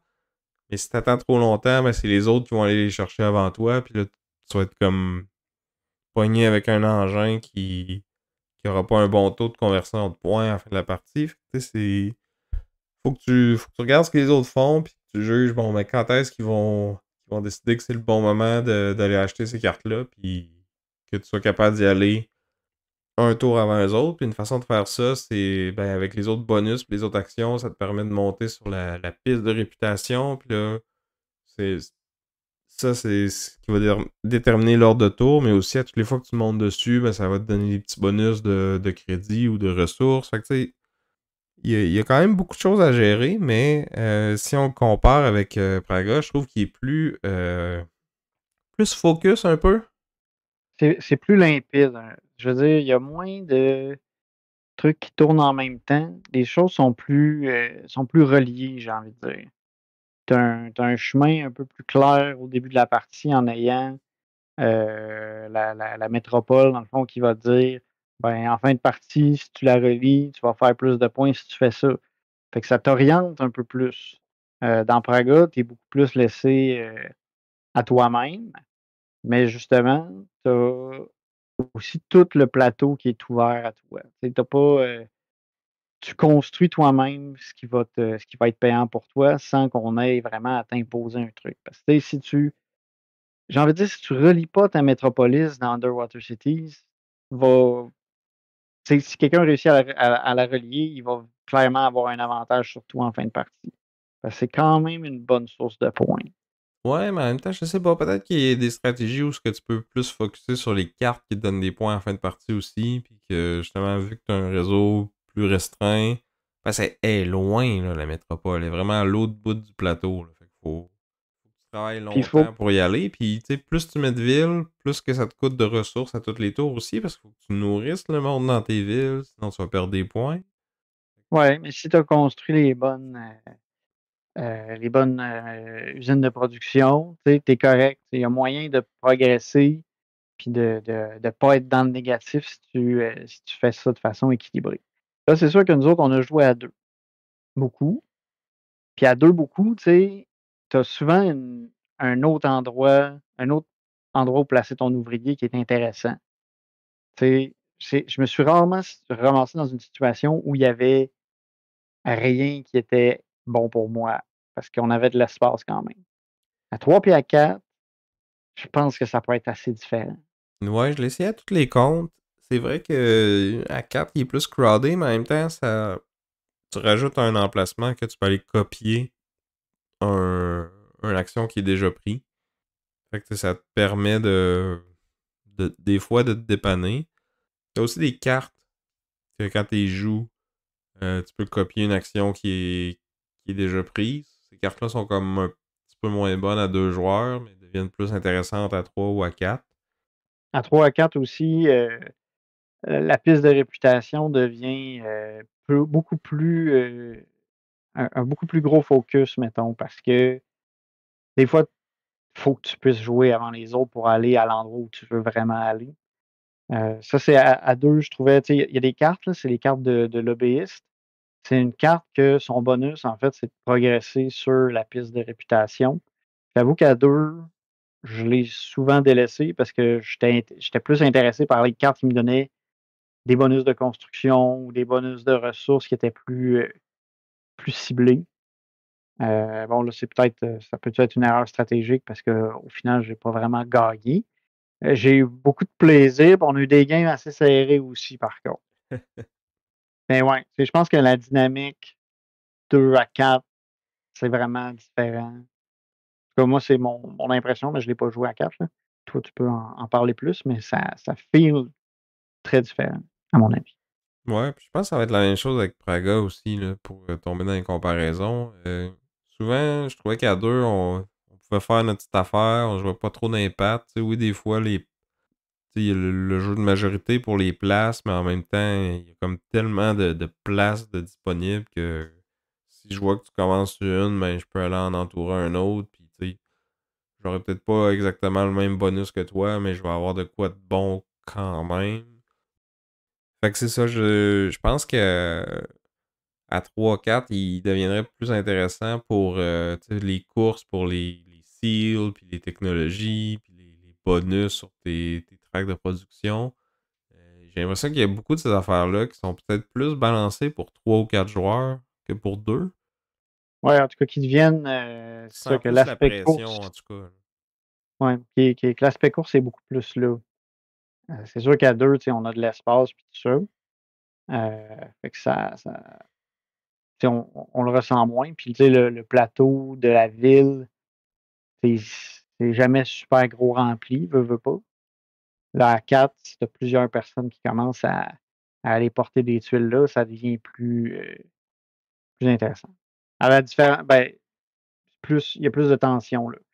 Aussi, en étant plus nombreux, il y a un plus gros roulement des tuiles, de bâtiments parce que, tu sais, c'est arrivé des moments où est-ce que, tu sais, tu peux payer des ressources pour enlever des tuiles du marché, mais tu sais, ça c'est un peu tannant, tu sais, de devoir dépenser juste pour enlever des tuiles pour espérer pogner quelque chose de pas pire. Là, quand tu es à 3-4, ben, il y a plus de chances que le marché il tourne plus vite. Fait que, tu sais, qu'à ton tour, il y a une sélection, mais qu'à ton tour d'après, la sélection soit complètement différente. Puis là, ça peut peut-être t'ouvrir plus d'opportunités. Alors qu'à deux, tu sais, quand on avait un marché qui était pas à notre goût, ben, on y touchait pas, là. Je pense qu'il y a une game, tu avais dit que tu as jamais amélioré une seule de tes actions. Ça se peut. Non, aucune action, ça me surprendrait. OK. Mais en tout cas, moi, j'ai eu une game où est-ce que moi, j'ai pas acheté de bâtiment, là. Je m'étais acheté des murailles, puis je m'étais amélioré mes actions, mais j'avais pas acheté de bâtiment pour le plateau central. Mais je pense que c'est quasiment mieux de faire ça. De trouver une affaire que tu vas être bon là-dedans, puis de l'exploiter à fond. Je pense que ça va être Ouais, plus efficace que de juste essayer de faire un petit peu de tout, puis grappiller plein de points par-ci par-là, là. Si tu te focuses, puis que tu fais une affaire vraiment bien, j'ai l'impression que c'est plus payant. Mais tu sais, on n'a pas joué des ouais. tonnes et des tonnes non plus, là, mais c'est l'impression que ça me Ben, donnait. ouais, mais en même temps, tu sais, il y a des trucs que c'est un peu ça peut tout le temps être payant d'y aller, là, tu sais. Si tu peux te trouver une façon de te ramasser des fenêtres d'or, tu sais, entre autres avec la route, tu sais, ça vaut à peine que tu y ailles, là. Parce que les actions supplémentaires, c'est vraiment payant. L'université puis les livres, je veux dire, ça se monte un peu tout seul. Tu as juste besoin de comme donner un petit coup de pouce, puis tu sais, ça peut faire des points en bonne quantité assez facilement, sans avoir à déroger beaucoup de ta stratégie, puis qu'il y a plusieurs façons d'aller en chercher. Heu, Mais tu mais vois, comme moi, tu il y a des dis, games que j'ai monté vraiment haut là-dessus, puis il y en a d'autres que j'en ai pas fait beaucoup, puis ça a été payant pareil. ouais, moi j'aime ça parce que c'est des multiplicateurs, fait que ça m'attire l'œil. Mais, tu sais, c'est ça. Mais comme on a dit, il y a plusieurs façons possibles d'arriver à la victoire, là, tu sais, comme le pont, les bonus sont super intéressants. Les points des cathédrales, la traque de cathédrale puis de la muraille, tu sais, si tu vas te chercher beaucoup de jetons puis que tu progresses bien dessus, ça peut être vraiment payant aussi. Il y a plusieurs façons de faire des points puis de faire des bons points. Ouais, puis je pense que si on retourne dans les comparaisons, il y en a plus que dans Underwater Cities. C'est un jeu que j'avais des super bons souvenirs de ce jeu-là que tu sais, je le sors pas souvent en physique. Puis tu sais, sur Yukata, je le jouais de temps en temps. Puis à toutes les fois, comme j'avais vraiment une bonne impression, une bonne expérience. Puis là, on dirait qu'on a fait plusieurs parties back-à-back là, pour se préparer pour l'épisode. Puis je commence à trouver que les parties, ça ressemble un peu trop. Puis que, tu sais, un coup que tu as trouvé une stratégie, puis c'est souvent tu regardes c'est quoi ta métropole, tu focuses là-dessus, puis tu sais, t'as moins de liberté. Tu sais, il fait moins sandbox ou salade de points que Praga. Mais en même temps, tu sais, il est plus simple, il est plus élégant, je trouve. Je l'ai dit tantôt, il est plus focus aussi sur justement, qu'est-ce qui peut faire des points. Il y a moins de ressources, moins de faire un peu partout. Euh, un aspect de gestion de ta main, puis de comme faire matcher tes cartes avec l'emplacement des ouvriers, je trouve que c'est nouveau, c'est le fun. Fait que c'est ça, tu sais. Si tu le joues juste une fois de temps en temps, je pense qu'il va être plus le fun. Mais si tu veux jouer comme plusieurs fois, il y a moins de diversité stratégique, moins de trucs à explorer que Praga, peut-être. Ouais, t'es un peu plus guidé, tu sais, fait que t'as as une ligne un peu qu'on te dit de suivre, puis c'est important que tu la suives en bonne partie si tu veux faire des points. C'est sûr qu'il y a des C'est sûr que modules que tu peux rajouter, les espèces de contrats gouvernementaux, qui sont comme des petits objectifs que quand t'es le premier à faire telle affaire, ça te donne des ressources bonus. Peut-être que ça peut venir. pallier à ça. Puis tu as aussi le plateau individuel qui peut être, variable aussi, où est-ce que tu as des ressources différentes qui sont disponibles, où tu as des emplacements de ville qui coûtent plus cher à construire dessus, mais qui produisent plus, admettons, tu sais, c'est sûr que tu rajoutes de la variété là. Un petit peu, mais tu sais, ça va pas complètement changer ta game. Praga, ben, tu sais, la roue d'action, c'est c'est très dynamique comme système parce que, tu sais, la roue est toujours en mouvement. Les actions il y a des actions que juste de la faire, ça va te donner des points parce que personne n'a voulu la prendre. Fait que tu vas être tenté d'aller la chercher ou tu peux aller chercher des actions. Si tu as vraiment besoin de faire une action en particulier, tu peux toujours aller la chercher en payant, un montant supplémentaire. Mais, c'est ça, fait que Si tu l'as. Parce que des fois, moi, c'est ça ça. m'est arrivé une couple de fois que je voulais vraiment faire cette action-là, mais j'avais pas les ressources pour aller la chercher, là. Ouais. Mais tu sais, si tu as un engin de production de ressources, tu sais, il y a rien qui est hors de ta portée. Non, en fin de game, non. Mais début, milieu, des fois, peut-être. Ouais. Mais tu sais, c'est ça. Comme on disait, tu sais, ça peut peut-être influencer le cours de ta game, justement, si tu peux faire les actions dont tu as besoin à ce moment-là. Mais sinon, ben, il faut que tu t'arranges pour progresser heu, ton engin ou ta production de ressources pour pouvoir y aller plus tard puis t'ouvrir tes portes. Niveau, tu sais, pour ce qui est de Praga, tu sais, ce qui peut changer d'une game à l'autre en termes de setup, ben, tu as le positionnement des tuiles autour de la roue, mais tu as aussi, les plazas, dans Prague, qui vont être, changés d'une partie à l'autre, là. Tu sais, si fait que les bonus seront pas toujours les mêmes, puis quand tu es à plusieurs joueurs, ben, il y a plus de plazas que tu peux aller entourer. Heu, mais tu sais, moi, j'ai pas couru après beaucoup les plazas dans les parties qu'on a jouées. Fait que je sais pas à quel point ça influencerait ma game de voir que: «Ah, il y a telle tuile est à telle place, je vais vraiment tout de suite y aller». Non, Heu, mais par contre, tu sais, les différents marchés, l'ordre dans lequel les buildings vont sortir, mais surtout les, les actions améliorées, peut-être que ça va plus influencer comment tu vas développer ton engin puis comment tu vas partir, là. ouais. Ouais, c'est sûr parce que, tu sais, des fois, il y a Même si tu te des tu dis sais, que je selon ce veux, qui est si je veux faire du mur, cette game-là, mais si la tuile d'amélioration de mur, elle sort jamais, ben, tu vas être en retard, puis il va falloir que tu pivotes, là. Un ouais. peu comme la roue d'action. Oh, mais ouais. Fait que c'est ça, 2 bons puzzles, je trouve, 2 jeux où tu as beaucoup de planification, où chaque, décision est importante, puis a des impacts plus tard. Pas beaucoup Mais d'interaction entre les joueurs, par contre. non, ça c'est vrai. Il y en a un peu plus à Underwater Cities du fait que c'est un placement d'ouvriers. Fait que tu sais, tu peux vraiment bloquer quelqu'un. Tu sais, c'est sûr que tu vois pas ses cartes, là, tu sais pas où est-ce qu'il peut aller se placer, mais tu peux dire: «Ah lui, il va peut-être avoir envie de construire telle affaire, fait que tu pourrais y aller si tu veux». Moi, je t'avoue que je me suis jamais placé à un endroit pour te bloquer toi. J'ai plus essayé d'y aller plus vite que toi parce que j'en avais besoin. Là, dans Praga, ben là, tu peux peux aller siphonner la plaza à quelqu'un si tu vas aller placer tes tuiles à côté d'une plaza où est-ce que quelqu'un est déjà là. Ouais, Mais ou tu sais, prendre la tuile avant l'autre, comme- ça fait qu'il va payer plus cher, puis peut-être qu'il sera même pas capable de la prendre. Mais j'avoue que je regardais zéro ce que tu faisais, puis je me concentrais sur mes affaires, puis tant mieux si ça te nuisait, là, mais c'était pas ça le but. ouais, ben c'est ça.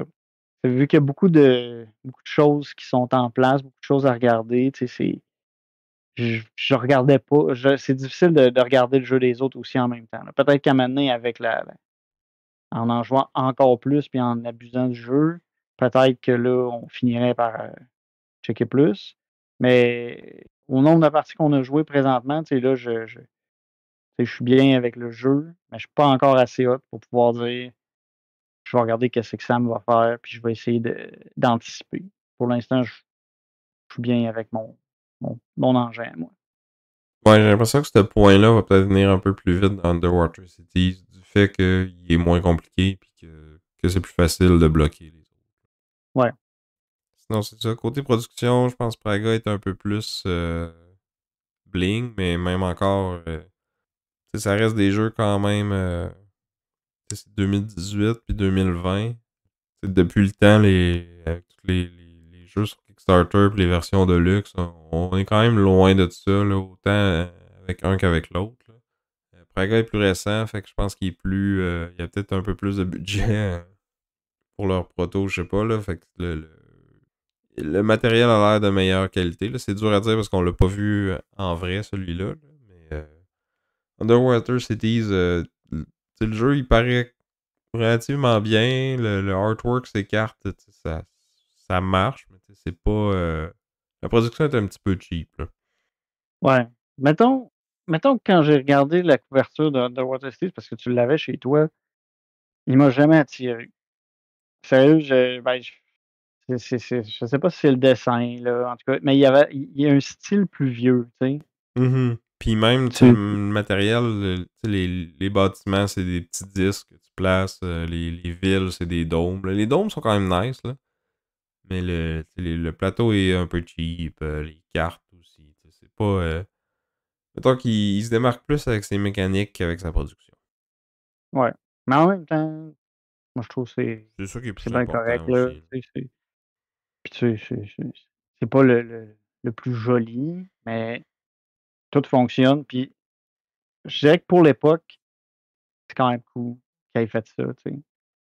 Puis ça aurait pu tout être des tokens en carton.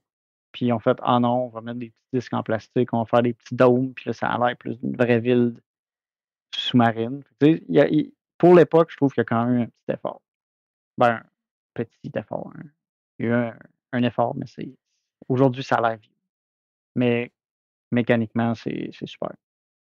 C'est ça. Praga, ben, ça, c'est drôle parce que tu t'attends pas à ça, tu sais, d'un jeu qui se fait style euro, qui se passe en Europe, puis tu sais que là, ils décident de mettre une piste en 3D, des systèmes de roues, puis tout ça, tu sais. C'est peut-être pas nécessaire, mais ça donne un style. Good, ben je pense que ça fait le tour. Ouais. On a assez parlé, c'est à vous autres maintenant. Dites-nous, c'est quel votre jeu de Vladimir Suchi préféré? Allez-vous être hashtag Team Sam avec Underwater Cities? Ou hashtag Team Vince avec Praga Caput Regni. Ou si vous avez d'autres jeux que vous aimez de cet auteur-là, vous pouvez nous en faire part dans les commentaires, que ce soit sur YouTube, sur Instagram, sur Facebook, directement dans votre application de podcast préférée ou sur notre Discord. On lit tous les commentaires. J'essaie de répondre à la plupart aussi. J'aime toujours ça, discuter des épisodes, de jeux, de plein d'affaires avec vous. Surtout sur notre Discord. Je pense que c'est la place la plus active avec notre communauté d'auditeurs et d'auditrices. Et on a même un channel spécial pour nos Patreons, qui sont nos meilleurs auditeurs et auditrices, je dirais. Euh, qui nous supporte nous donne un petit tip à chaque mois, mais en retour, on a droit à toutes sortes de contenus bonus, dont nos épisodes en dessous de la table qu'on enregistre à chaud après l'épisode. On discute de qui qu'on pense qui a gagné le duel, de qu'est-ce qui va arriver dans les prochains épisodes qui s'en viennent. Puis on jase de toutes sortes d'affaires aussi. Là, on a des épisodes bonus sur d'autres choses que les jeux. Donc, si le cœur vous en dit, pour quelques dollars par mois, ça vous donne accès à tout ça. Sinon, vous pouvez nous laisser, comme je disais, des commentaires ou un review sur votre application de podcast préférée. Mais surtout, si vous nous aimez, si vous pensez qu'on fait une bonne job, suggérez notre podcast, que ce soit à vos amis gamers ou des fois sur Facebook, il y a du monde qui cherche des recommandations sur des quoi écouter, quelles critiques suivre. C'est toujours plaisant de voir quand on est mentionné là-dedans. Puis ça nous aide vraiment beaucoup à se faire découvrir par des nouvelles personnes. Puis d'agrandir notre thé. Oui, notre cercle d'auditeurs. Donc, Ouais. merci à vous. Merci à vous de nous écouter. Merci à Chrysalis pour notre chanson thème. Merci à nos Patreons de nous supporter. Puis sur ce, je t'invite. Mais je suis encore Sam. On vous dit à plus. Bye!